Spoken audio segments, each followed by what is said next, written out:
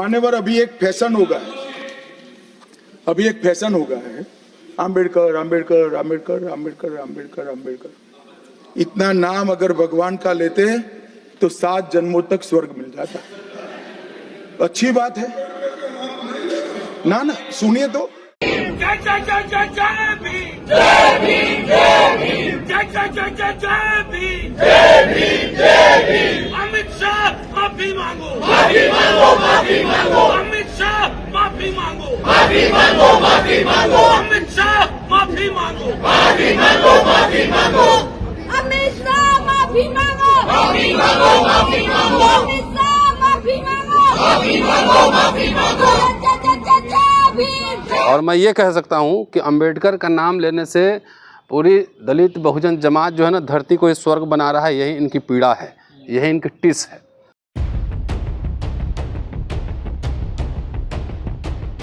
Sir, Amit Shah साहब का एक बयान बहुत वायरल हो रहा है। सदन में उन्होंने कहा है कि क्या बार बार अम्बेडकर अम्बेडकर बात आप करते रहते हो, भगवान का नाम लेते तो आप स्वर्ग पहुंच जाते। उनके बयान की काफ़ी आलोचना हो रही है पूरे देश और दुनिया में। क्या कहना चाहोगे? वीडियो आपने सुना नहीं, मैं सुना देता हूँ कंप्लीट। जरा पहले वीडियो सुन लीजिए। मान्यवर, अभी एक फैशन हो गया है, आम्बेडकर आम्बेडकर आम्बेडकर आम्बेडकर आम्बेडकर आम्बेडकर। इतना नाम अगर भगवान का लेते तो 7 जन्मों तक स्वर्ग मिल जाता। अच्छी बात है ना? सुनिए तो। जय जय जय जय जय भीम, जय भीम जय भीम, जय जय जय जय जय भीम, जय भीम जय भीम। अमित शाह माफी मांगो, माफी मांगो, माफी मांगो। अमित शाह माफी मांगो, माफी मांगो, माफी मांगो। अमित शाह माफी मांगो, माफी मांगो, माफी मांगो। अमित शाह माफी मांगो, माफी मांगो, माफी मांगो। अमित शाह माफी मांगो, माफी मांगो, माफी मांगो। जय भीम। सुन लिया ना? इतना नाम अगर भगवान का लेते तो 7 जन्मों तक स्वर्ग मिल जाता। तो ये लोग इतना दिन से नाम नहीं लिए भगवान का। जो वेद के रचयिता हैं, मनुस्मृति बनाने वाले हैं, धर्मशास्त्र के रचयिता हैं, जो शंकराचार्य हैं। आजकल तो शंकराचार्य लोग भी बहुत भाषण देते रहते हैं। तो इसका मतलब ये लोग अभी धरती स्वर्ग गया नहीं है, तो 7 जन्म स्वर्ग मिल जाना चाहिए था ना। तो कितने लोगों को स्वर्ग मिला है पहले इसका डेटा है इनके पास। और मैं ये कह सकता हूँ कि अंबेडकर का नाम लेने से पूरी दलित बहुजन जमात जो है ना, धरती को इस स्वर्ग बना रहा है। यही इनकी पीड़ा है, यही इनकी टिस है। और जो बात वो कह रहे हैं आपको आश्चर्य लगता होगा, मुझे आश्चर्य नहीं लगता है। क्योंकि जिस संस्कार और जिस विचारधारा का वो प्रतिनिधित्व करते हैं वो ऐसे ही लोग रहे हैं। अगर जिनको इतिहास पता हो, ज़रा जाकर देखे। जब ये संविधान लागू हुआ था, जब स्वीकार किया गया था, तो आरएसएस का क्या पोजीशन था? आरएसएस इस संविधान के विरोध में था। अंबेडकर को हीन जाति लिखा गया। कल्याण प्रेस के जाके उठाइए पूरा मटेरियल। हीन जाति, अंबेडकर के खिलाफ पूरे पोस्टर फाड़े गए, लेख लिखे गए कि ये भारतीय संविधान जो है भारत के मिजाज के हिसाब से नहीं है। तो संविधान से किसको वहाँ प्रॉब्लम था? समाजवादियों को कुछ खास ऑब्जेक्शन था, कम्युनिस्ट का अपना अंडरस्टैंडिंग था। लेकिन चाहे समाजवादी हो चाहे कम्युनिस्ट हो, कोई भी मनुस्मृति को संविधान नहीं बनाना चाहते थे। आखिरकार कांग्रेस सबसे बड़ी पार्टी थी और कांग्रेस के इनिशिएटिव पे ही संविधान सभा बनी। अंग्रेज भी थे, कांग्रेस भी थे, लेकिन सब लोगों ने सर्वसम्मति से जो है संविधान को अंगीकार किया कि नहीं किया। और उस समय इस संविधान का विरोध, वो भी मनुस्मृति के नाम पर जो किया, वो कौन किया? हाउस के अंदर नहीं बोल रहा था। श्यामा प्रसाद मुखर्जी भी थे उस मंत्रालय में वहाँ पे। तो वो क्या बोले, उनका स्टेटमेंट अभी चेक करना बाकी है। लेकिन जहाँ तक मेरी जानकारी है, हाउस के अंदर नहीं बोले हैं, क्योंकि हाउस के अंदर तो रिकॉर्ड होता, पूरा प्रोसीडिंग में जाता। तो हाउस के बाहर ये लोग संविधान का विरोध कर रहे थे। तो इनका संस्कार, विचारधारा और मिजाज जैसा है ना, उसके हिसाब से सही बोल रहे हैं। असली चेहरा इनका सामने आ गया है। असली चेहरा जो है, हम लोग कितना, सूरज जी हैं, हम लोग हैं, राजेंद्र पाल गौतम साहब हैं, तमाम लोग जो है लगातार 10 साल से आप देख रहे हो संविधान बचाओ संघर्ष समिति चला रहे हैं। और इनके जितने भी गैर संवैधानिक स्टैंड है उसके खिलाफ हम लोग बोलते रहे हैं और बार बार ये कह रहे थे। और ये तो इस लोकसभा चुनाव में ही इन्होंने कहा कि 400 पार संविधान बदलना है। हम लोग तो छोटे मोटे मुद्दे बना रहे थे, लेकिन पॉलिटिकल पार्टी ने इसको पकड़ लिया, भाई संविधान खतरे में है। अभी 2 दिन पहले संसद में संविधान के गौरवशाली परंपरा पर पूरी चर्चा चल रही थी, एकदम पूरा माथा टेक रहे थे। लेकिन बाबा साहब का नाम लेंगे, हाथ में संविधान पकड़ेंगे, लेकिन अंदर जो है ना बॉडी वार्मर जो है ना गेरुआ है। मेरी बात समझ गए? अंदर जैकेट ब्लू पहन लेंगे, जैकेट तो तुरंत उतर जाएगा इससे, लेकिन अंदर जो चिपका हुआ है चमड़ी से और माथे तक वो है भगवा है। भगवा मतलब आरएसएस, भगवा मतलब मनुस्मृति। तो ये बात आप लोग इतने दिन से इंटरव्यू कर रहे हैं, हम लोग लगातार रिपीटेडली इस बात को कह रहे हैं कि भाई इस देश को, इस भारत को, इस रिपब्लिक को, इस संविधान को पाकिस्तान, बांग्लादेश, चाइना, अमेरिका से खतरा नहीं है। इसको खतरा जो है बीजेपी आरएसएस की विचारधारा से खतरा है। ये लोग नाम कुछ और लेंगे और काम कुछ और करेंगे, नाम कुछ और लेंगे, काम कुछ और करेंगे। तो ये समझिए कि असली इनका यही चरित्र है। और 10 साल में जितनी संवैधानिक संस्थाओं का क्षरण हुआ है उसमें अटैक किया गया है, चाहे इलेक्शन कमीशन हो, सुप्रीम कोर्ट हो, चाहे तमाम ऐसी संस्थाएं, विश्वविद्यालय देख लीजिए जहां आप खड़े हैं, जिस तरह से हुआ है। तो मैं तो बार बार कह रहा हूं कि संविधान ही लोग ख़त्म करने की घोषणा नहीं करेगा। और ख़ास तौर से दलितों को चेता रहा हूँ कि संविधान के प्रावधान ख़त्म कर दिए जाएंगे तो अपना सर्टिफिकेट जो है ना आरक्षण और मौलिक अधिकार का खाली सर्टिफिकेट बना के घर में टांगने लायक छोड़ेगा। तो अब तो जो बात हम कह रहे थे वो तो स्पष्ट रूप से सामने आ गया, नंबर 1। नंबर 2, ये भी बात बार बार कह रहे हैं कि अमृत काल है, अमृत काल चल रहा है। तो ये बात मैंने कई बार कही कि भाई अमृत काल है तो अमृत जो मंथन हुआ था तो देवताओं को तो मिला था अमृत, असुरों को क्या मिला था? विष। तो ये अमृत काल चल रहा है तो असली विष जो था अंदर वो, जैसे बाबा साहब ने भी सावरकर के लिए कहा था कि विष गरल कर रहा है, जहर उगल रहा है, इसके पेट में जहर है। तो उस समय वो लिख के बुद्ध पे जो लिखे थे उस पर बाबा साहब की टिप्पणी थी। और इनके अंदर जो है वो अंदर जो है वो बाहर धीरे धीरे अब निकल रहा, असली चरित्र इनका यही है। तो अब विष जो है ये शूद्रों अति शूद्रों के खेमे में है, उनके पक्ष में है। अब तो कम से कम जनता को समझदार और सतर्क हो जाना चाहिए। लेकिन सड़क का जहर सर सदन में पहुंच गया है, बड़ी बात है जो अमित शाह ने बोली है बाबा साहब के लिए। अरे भाई साहब ये तो क्या कर रहे हैं? ये तो हम लोग बार बार कह रहे थे, वो स्पष्ट सामने आ गया। अब हम लोग का कम सुन रहा था, अब तो पूरे देश में विरोध हो रहा है इसका। पूरे देश में आज देखा कितने पार्टी ने उनके पुतले फूके हैं, पुतले फूके गए। लेकिन ये लड़ाई, देखिए मैं बार बार एक बात कह रहा हूँ और कि भाई संविधान अभी क्या है, 2 विकल्प आपके सामने हैं, एक है हिंदू राष्ट्र है और एक है भारतीय गणराज्य, इंडियन रिपब्लिक। तो हिंदू राज्य का सोर्स क्या है? मनुस्मृति। और भारतीय गणराज्य है जो इंडियन रिपब्लिक, उसका सोर्स है संविधान। तो संविधान से जब इंडियन रिपब्लिक आया तो जिनको चलने का रोड पर अधिकार नहीं था, जिसको खाना खाने का बर्तन में अधिकार नहीं था, जिनको नए कपड़ा पहनने का अधिकार नहीं था, जिनको राजा के सामने जो सीधा खड़े चलने का अधिकार नहीं था, उन सबको अधिकार मिला। बोला गया वोट से भाई राजा चुनेगा तुम, और आरक्षण भी मिले, फंडामेंटल राइट्स भी मिले। तो वही जो वर्ण व्यवस्था, जाति व्यवस्था था ना, वो संविधान की वजह से डिसलोकेट हो गया कि भाई अब शूद्र अपार्टमेंट में रह रहा है, अति शूद्र अपार्टमेंट में रह रहा है, मर्सिडीज में चल रहा है, अच्छे कपड़े पहन रहा है।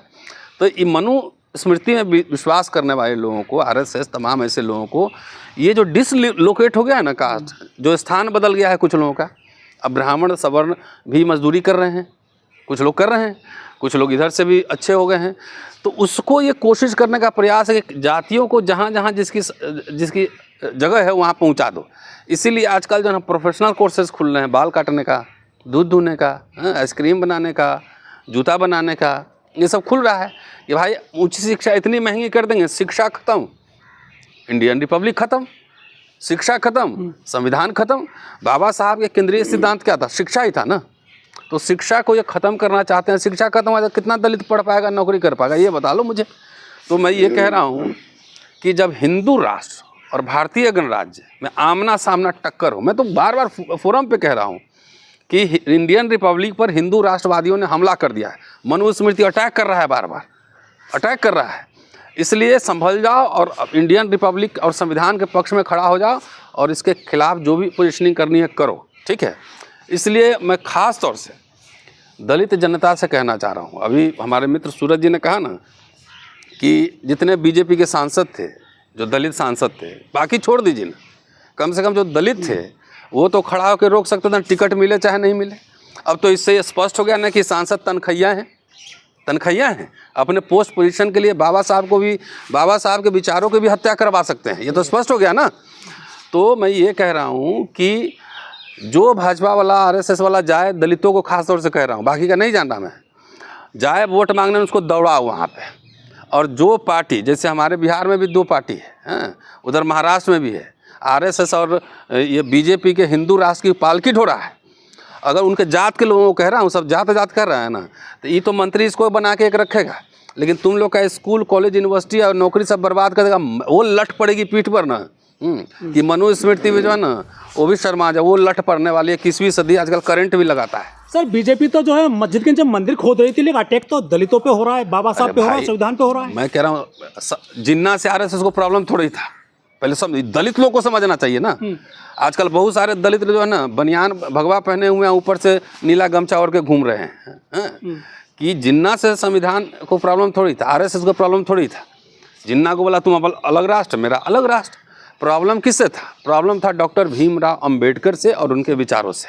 ठीक है जी, 2 राष्ट्र का थ्योरी है, सावरकर का भी, जिन्ना का भी, दोनों तो एक ही सिक्के के 2 पहलू थे। समता सवाल आरक्षण से, अंबेडकर के विचारों से, अंबेडकर से थी, क्योंकि अंबेडकर समता, बंधुता, न्याय की बात कर रहे थे। और उनका सोर्स जो था वो क्या था? बुद्ध था, उनका सोर्स रविदास था, उनका सोर्स कबीर था, उनका सोर्स ज्योतिबा फुले था, उनका सोर्स साहू जी महाराज था। ठीक है, और इनका सोर्स क्या था? मनुस्मृति था। तो अंबेडकर के विचारधारा में, इनके विचारधारा में सीधा विरोधाभास था। ठीक है साहब, तो इसलिए इन दलितों को समझना चाहिए कि संविधान पर हमला का मतलब सब हो चुका है। आप यूनिवर्सिटी में खड़े हो, जाके जरा फीस पता कर लो, स्कॉलरशिप बंद है, फेलोशिप बंद है, विदेश जाना बंद है, सब कुछ करना बंद है। खाली जो दलित सब CM PM का नारा लगा रहा है ना, समझ लेना कि आरएसएस का पेड एजेंट है, एकदम पेड एजेंट है, उसी के इशारे पर बोल रहा है। नहीं तो जिसको बहस करना है किताब पढ़ के आओ, एक किताब तुम ले लो, एक हम भी ले लो, पढ़ के आओ तब बहस करो, चिल्लाने से कुछ नहीं होगा। तो अभी जब संघर्ष हिंदू राष्ट्र और भारतीय संविधान में है, हिंदू राष्ट्र और भारतीय गणराज्य में है, तो दलित को कहाँ होना चाहिए? पहले ये बताइए आप। मनुस्मृति हिंदू राष्ट्र के साथ रहना चाहिए कि भारतीय संविधान और गणराज्य के साथ रहना चाहिए? ये तय करो। संविधान के साथ रहना चाहिए ना। तो इस समय मतलब आपके पास कुछ है नहीं। CM PM का नारा वो आरएसएस बीजेपी समझता है कि नारा लगाएगा ना तो 5% वोट काट लेगा, जितना वोट काटेगा उतना जो है बीजेपी आरएसएस को फायदा होगा। तो ये सब जो है ना ब्लू गमछा पहन के और अंदर बनियान और बॉडी वार्मर जो है ना भगवा पहना हुआ, सब पेड एजेंट है। कोई बड़ा अमाउंट ले रहा है ना, कोई बड़ा अमाउंट ले रहा है, ब्लॉक स्तर का छोटा ले रहा है, जिला स्तर का उससे छोटा ले रहा है। कुछ लोग सोशल मीडिया पर तनखैया हैं। सोशल मीडिया पे अगर दलितों के शिक्षा, रोजगार, स्वास्थ्य, सुरक्षा, आत्मसम्मान की बात करो तो आपको गाली देगा। इसका मतलब आरएसएस ने उसको पेरोल पे रखा हुआ है, बीजेपी ने उसको पेरोल पे रखा हुआ है। इसलिए दलित समाज सतर्क हो जाए, पिछड़ा समाज सतर्क हो जाए, आदिवासी सतर्क हो जाए। ये तो हिंदू राष्ट्र में जो आपकी हालत होने वाली है ना, इतनी बुरी होने वाली है, वो हमारा जो होगा हम तो बोलते रहेंगे। 2-4% लोग तो तब भी बने रहेंगे, 2-4% लोग बने रहेंगे। बाकी जो गरीब तबका है, जो झंडा ढो रहा है, जो अपने नेता के कहने पर जात के नाम पे वोट दे रहा है, विचारधारा नहीं देख रहा है, वो समझे कि उसकी हालत क्या होगी। मनरेगा भी सुना आजकल नहीं चल रहा है, बंद है, शायद कुछ मिल रहा है, कुछ नहीं मिल रहा है। रोजगार सब ठेके पे आ गया है।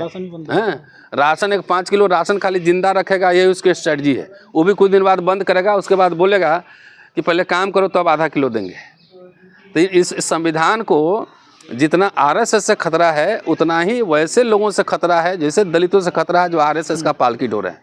क्योंकि हिंदू राष्ट्र लाने में ऐसे दलितों का कंट्रीब्यूशन दिख रहा है, हमें दिख रहा है। अठावले साहब हो, चाहे चिराग पासवान हो, चाहे मांझी हो, चाहे कुछ हैं, और वो तो पार्टी का ही है। क्यों नहीं बोला? लॉ मिनिस्टर की हिम्मत नहीं कि टोक सके mister Shah you are wrong. तो इसका मतलब है राजस्थान के लोग भी जान जाए, उनके कॉन्स्टिट्यूंसी के लोग भी जान जाए कि ये अपना पेट पालने के लिए वहाँ पे है, समाज का कोई भला ये लोग नहीं कर सकता है। कुछ लोग अपने जीत नहीं सकते हैं, लेकिन संविधानवादियों को हराने के लिए जो हिंदू राष्ट्र की पालकी अप्रत्यक्ष रूप से ढो रहे हैं, उसका माल, मोटा माल जरूर उनको मिलता होगा। ठीक है, तो सब तनख्वाह पे है। तनख्वाह का बहिष्कार करो, अपना और अपना बच्चा का भविष्य, एजुकेशन, शिक्षा, रोजगार बचाना है। तो जब लड़ाई 2 विचारधारा में हो तो मोटा मोटी एक विचारधारा के साथ हमें खड़ा रहना चाहिए। 26 जनवरी को सर ये बाबा साहब के चरणों में फूल चढ़ा रहे थे, संविधान दिवस मना रहे थे। हम बार बार कह रहे हैं ना, गले में माला, विचारों पर ताला। तो नकली अम्बेडकरवाद है इनका। हाँ, वो फूल चढ़ाएगा, माथा टेकेगा। वो जाके संसद में माथा टेके थे, संसद ही बदल दिए। गुरुजी को प्रणाम किए थे, उनका ड्राइवर बने थे रथ यात्रा में ड्राइवर बने थे। और वो जो है गुरुजी को ही कर दिए कहाँ पे, मार्गदर्शक मंडल में। तो ये जहाँ जहाँ संविधान पे सर झुकाएंगे, बाबा साहब के जितना जोर, आजकल देखो ना आरएसएस जो भगवाधारी टाइप से लोग जो है ना। अच्छा एक बात बताइए, दलित बस्तियों में, मोहल्लों में या पिछड़े मोहल्लों में आरएसएस का एजेंट जाएगा तो क्या बोलेगा वहाँ पे? जय गोलवलकर बोलेगा, जय मनुस्मृति बोलेगा, कैसे घुसेगा? वो तो जय भीम बोलेगा, जय संविधान बोलेगा। ये बोल के आपके घर पहुंच जाएगा, पानी पियागा, खाना भी करेगा, काम करेगा किसका? मनुस्मृति का। तो इससे तो आपको सावधान रहने की जरूरत है। विपक्ष के सांसद भी तो नहीं बोल रहे, सड़कों पे क्यों नहीं आ रहे? जब इतना सड़क पे आज ही तो आंदोलन मैंने देखा है सोशल मीडिया पे, देखिए कई जगह आंदोलन, पुतले फूके गए हैं।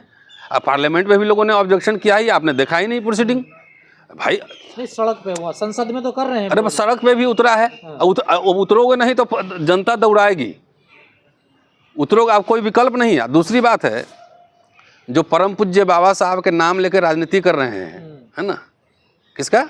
बाबा साहब का। परम पूज्य बाबा साहब दिन भर भजन जैसे कर रहे हैं कि जैसे आपने बाबा साहब का असली उत्तराधिकारी, बौद्धिक उत्तराधिकारी वही हो।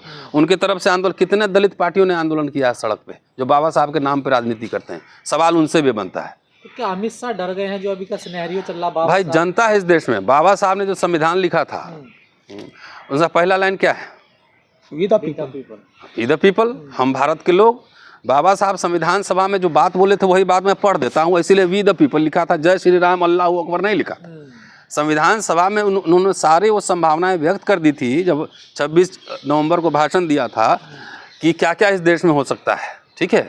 तो उन्होंने कहा था 25/11/49 का है कि भारत ने बौद्धों की जनतांत्रिक प्रणाली गंवाई, लंबे समय से जनतंत्र प्रयोग में न होने के कारण इसका नया लगना भारत जैसे देश में हो सकता है। यहाँ जनतंत्र द्वारा तानाशाही को स्थान दिए जाने का खतरा है। नए सिरे से देश में आया जनतंत्र अपना बाह्य रूप बरकरार रखेगा, लेकिन असल में वह तानाशाही को ही जन्म देगा।